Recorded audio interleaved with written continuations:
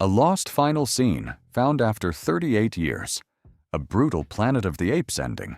A studio bargain Spielberg lived to regret. And Ripley never making it home. These 70s sci-fi movies had endings you were never meant to see. So today, let's fix that. Conquest of the Planet of the Apes is already one of the darkest films in the original Apes series.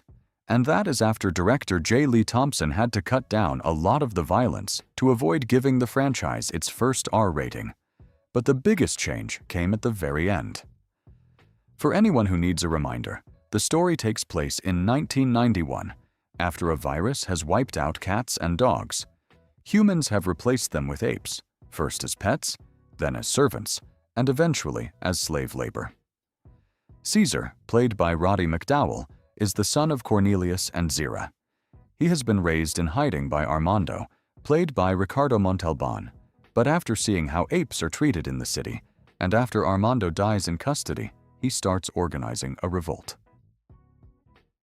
In the ending, most viewers saw Caesar and the apes defeat the city forces and capture Governor Breck, played by Don Murray. Breck is dragged in front of the apes, and MacDonald, played by Harry Rhodes, begs Caesar not to answer human cruelty with more cruelty. The apes raise their rifles, ready to beat Breck to death. Then Lisa, played by Natalie Trundy, says, "No." Caesar stops, pulls back, and tells the apes to lower their weapons.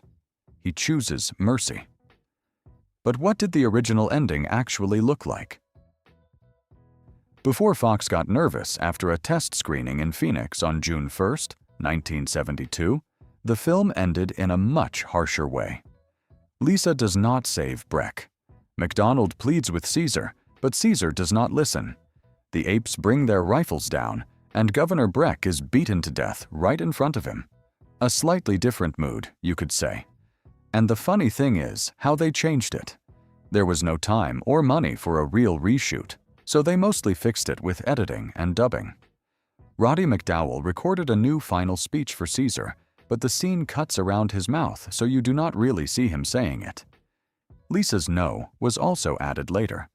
And in the released version, the footage of the apes with their rifles was awkwardly reworked so that, instead of finishing Breck off, they suddenly look like they are lowering their weapons. There you go.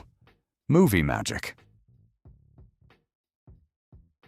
Now let's talk about Phase 4, where Paramount apparently decided audiences did not need the part that explains the title.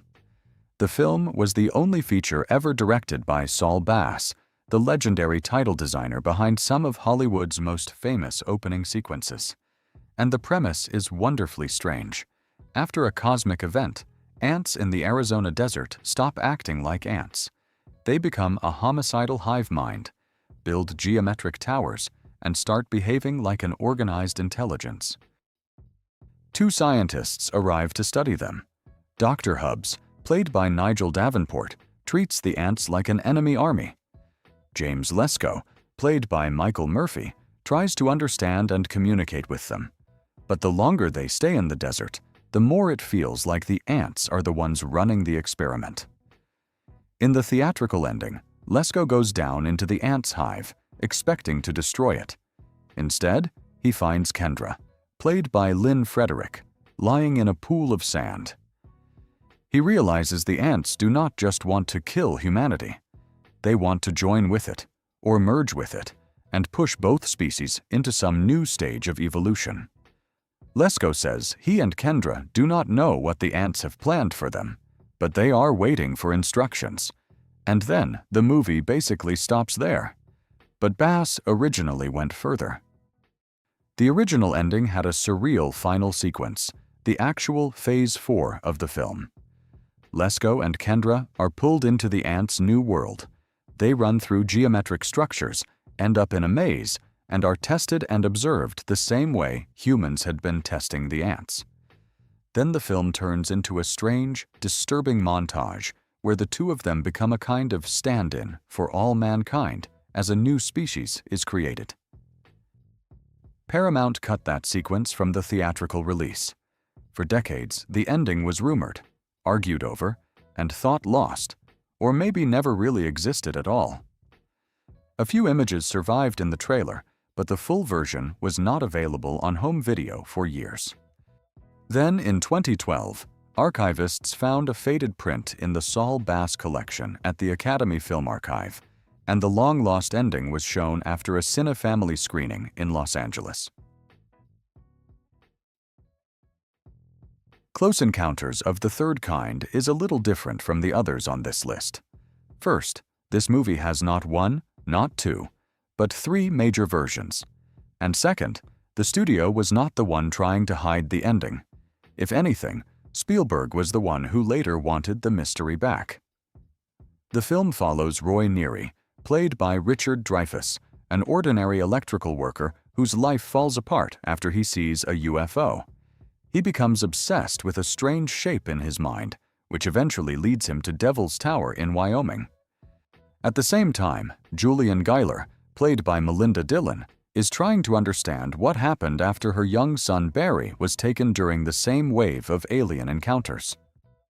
By the end, Roy reaches the landing site, the government makes contact with the aliens, and the mothership opens. And this is where we need to slow down for a second. When Spielberg was finishing the film, he was not fully satisfied with the cut. He later said he wanted another 6 months, ideally to finish it properly, and release it in the summer of 1978. But Columbia needed the movie out, so the theatrical version came out in 1977. After the film became a huge hit, Spielberg finally got a chance to go back and reshape it. That became the 1980 special edition. He added new scenes, removed others, and adjusted the rhythm of the film. But Columbia still wanted something they could really sell in the re-release. So the deal came with one condition. Spielberg had to show the inside of the mothership. For some viewers, that was the big reward. For Spielberg, it became a mistake. He later admitted he never should have revealed it. So when the 1998 collector's edition, basically Spielberg's director's cut, came out, he took that part back out. The film kept some changes from the special edition, but the mothership interior was gone again. The ending returned to the better idea. Roy enters the unknown, and the unknown stays unknown. With Alien, I should probably be honest right away. There is no known restored alternate ending hiding on a Blu-ray, and no blurry work print sitting somewhere in the depths of the internet. Ridley Scott's darker version never got that far. Fox stopped it before he could shoot it, but the idea was interesting enough that it still belongs here. By the end, as we all remember, Ripley is the last survivor. She sets the Nostromo to self-destruct, escapes in the shuttle Narcissus, and thinks she is safe. Of course, the alien is there too. Ripley puts on a spacesuit, opens the hatch, shoots the creature with a harpoon, and finally blasts it into space. But here is what Scott originally wanted to do. Ripley would not win that last fight. She would harpoon the alien, but it would not matter. The creature would smash through her mask, kill her, and then sit down at the ship's controls. And the final joke would be this. The alien would use Captain Dallas's voice and say, "I'm signing off." Fox, of course, did not find this charming. According to Scott, a Fox executive arrived on set within 14 hours and threatened to fire him if he went through with it. So the idea was dropped, and Ripley lived. I usually like a bleak ending, but business is business. And hey, at least this way, we probably got James Cameron's Aliens later. I would not want to live in a timeline without that movie.